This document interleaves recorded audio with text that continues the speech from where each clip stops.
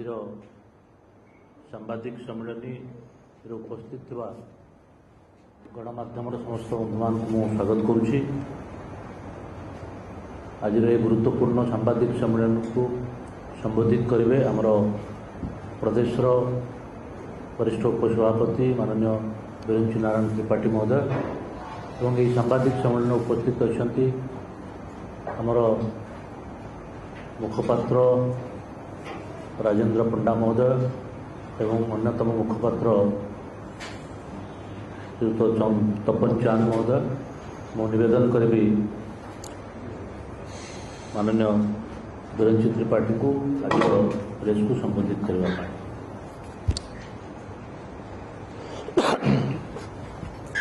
आज ये सांबादिक सम्मेलन को आपण मानकु स्वागत।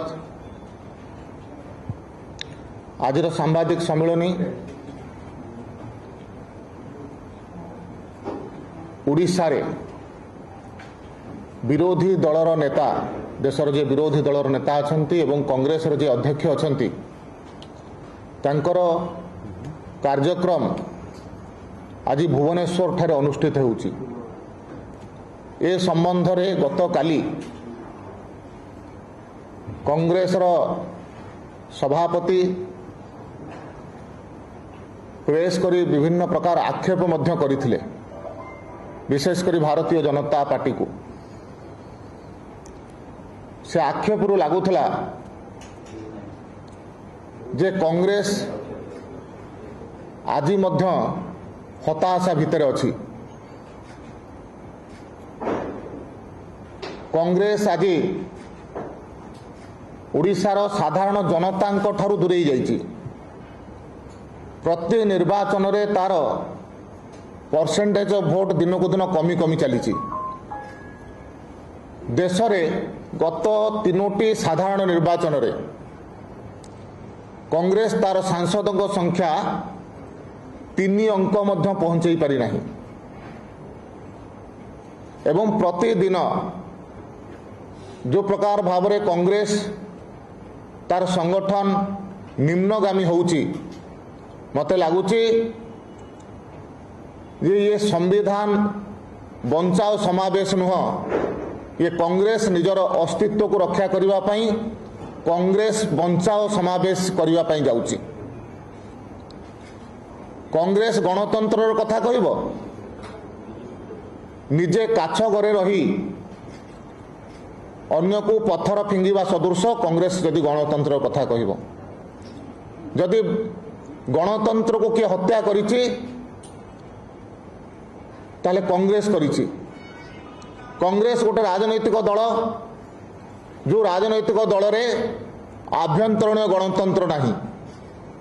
आमे जदि स्वाधीनता परवर्ती अवस्था देखिबा नेहरू समय रे बाप झीओंकर दल कांग्रेस दल हैला। इंदिरा गांधी समय रे माँ पुओंकर दल हैला। राजीव गांधी समय रे स्वामी स्त्री दल होकर रहिला एवं आज दिन रे माँ पुओ झीओ ज्वाईंकर दल होकर अछि एवं अन्य समस्त गोटे प्रकार आयाराम गयाराम अवस्था रे अछंती। आज कांग्रेस गणतंत्र कथा कहूथवा राजनैतिक दल संविधान को प्रथमे संशोधन करी 1951 मसीह संविधान लागू हैला। 1950-51 मसीह लागू हैला। ता परवर्ती अवस्था रे प्रथम संशोधन कांग्रेस करिथिला एवं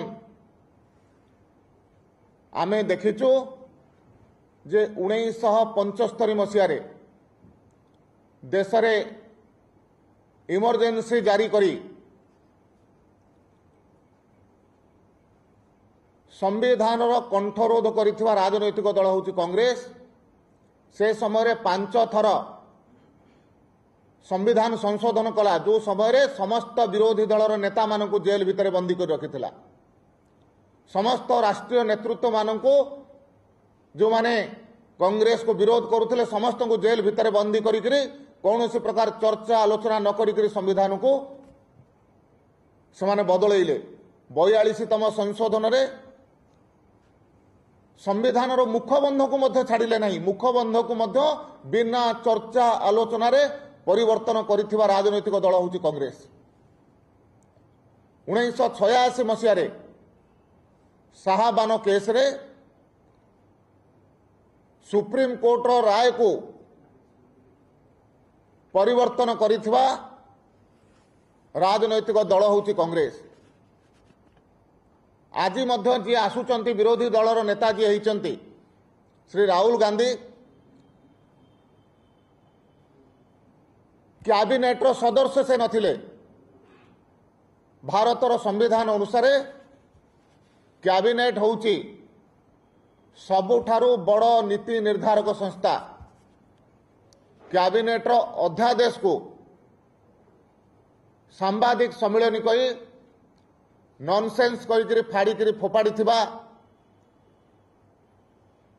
व्यक्ति आज संविधान कथा कहे को अधिकार रे से संविधान को अपमानित करथिले से कथा से प्रथमे कहिबार आवश्यकता अछि संविधान को अपव्यवहार 100 थरर ऊर्ध थर कांग्रेस 356 धारार अपव्यवहार करी भारत वर्षर गणतंत्र उपाय रे निर्वाचित होइथिबा विभिन्न राज्य सरकार को बरखास्त करी गणतंत्र हत्या काम कांग्रेस ही करिछि जदि आमे काश्मीर प्रसंग देखिबा काश्मीर प्रसंग रे तत्कालीन काश्मीर महाराजा हरि सिंह भारत वर्ष संगे विलय पाई चुक्तिपत्र स्वाक्षर कला परे मध्य शेख अब्दुल्ला सहित बेसी श्रद्धा करी बा ता सहित कौन से सांठ गांठ करी काश्मीर समस्या को बढ़ई थिबा एवं परवर्ती अवस्था 370 35 ए लागू करिथिबा राजनैतिक दल मध्य कांग्रेस से कारणरू समस्त देशीय राज्य रो समस्या समाधान हैला पर मध्य काश्मीर को आज कांग्रेस समय रे गोटे विवादित प्रसंग करागला एवं आज से कारणरू काश्मीर रो किछि अंश पाकिस्तान द्वारा अधिकृत होकर मध्य रहिला जदि आमे सरकार दृष्टि देखिबा आज नरेंद्र मोदी सरकार अच्छी देश रे ओडिशा को भरपूर समर्थन आर्थिक दृष्टि हो किंतु अन्यान्य विकास काम रे ओडिशा को भरपूर समर्थन करुछंती या पूर्वरु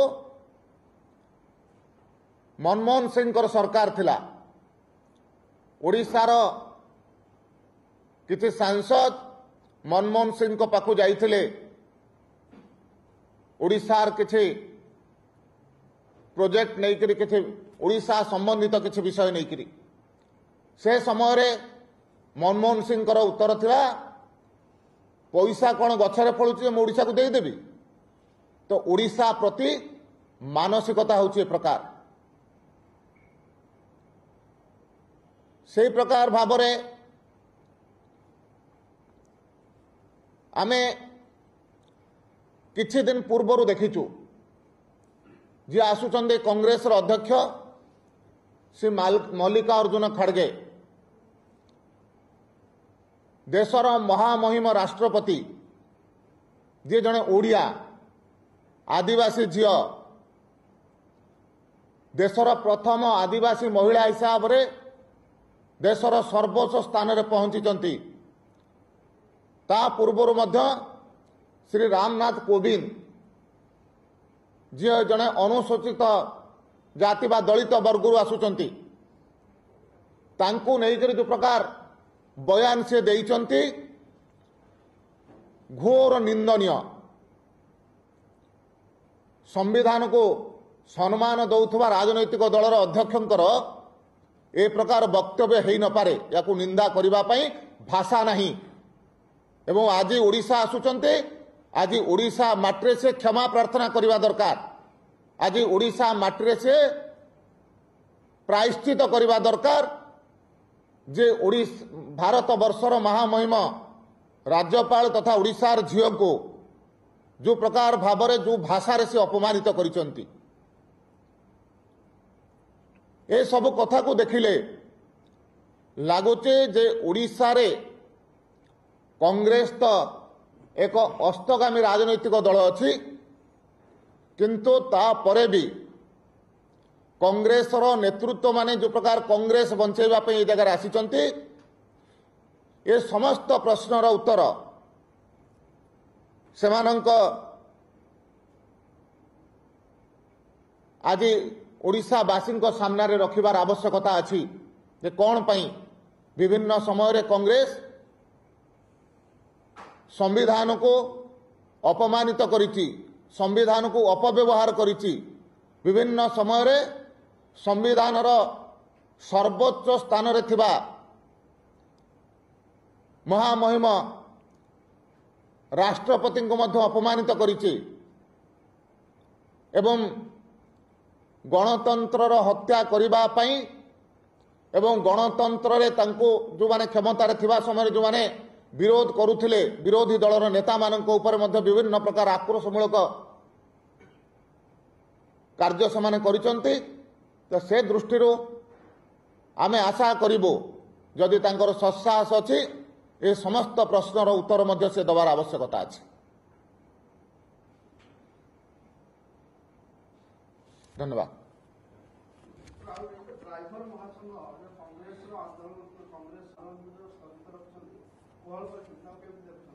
ଦେଖନ୍ତୁ, ଗତକାଲି କଂଗ୍ରେସ ସଭାପତିଙ୍କର ଗୋଟେ ବୟାନ ଆସିଥିଲା ଯେ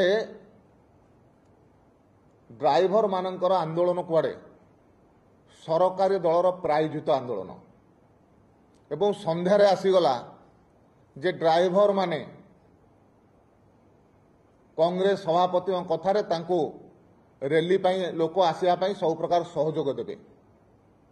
ଏଇଥିରୁ ଜଣାପଡ଼ୁଛି ଯେ ଲୁଚିଛି ନା ଗୋଡ଼ ଦିଟା ଦିଶୁଛି। ଡାହାଣୀ ହେଇକରି ଲାଗିବା, ଗୁଣିଆ ହେଇକରି ଛଡ଼େଇବା, ଇଏ କଂଗ୍ରେସର ଅଭ୍ୟାସ ଅଛି। ଏବଂ ଡ୍ରାଇଭର ମାନଙ୍କର ଆନ୍ଦୋଳନକୁ ରାଜନୀତିକରଣ ଯଦି କିଏ କରୁଛି ତାହେଲେ ସେ କଂଗ୍ରେସ କରୁଛି। ଓଡ଼ିଶାବାସୀ ଏ କଥାକୁ ଭଲ ଭାବରେ ବୁଝି ସାରିଛନ୍ତି।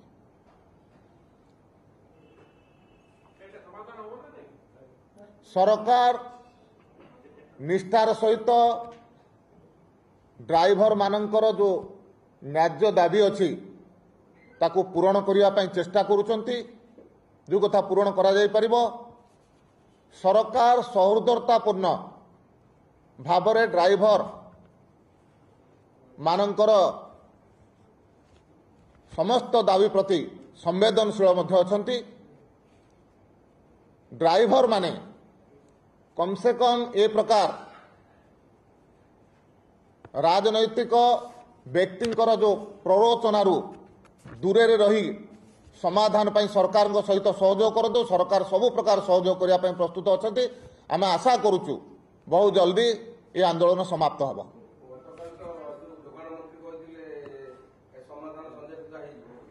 चेष्टा सरकार तरफ सबु प्रकार चेष्टा चली। धन्यवाद।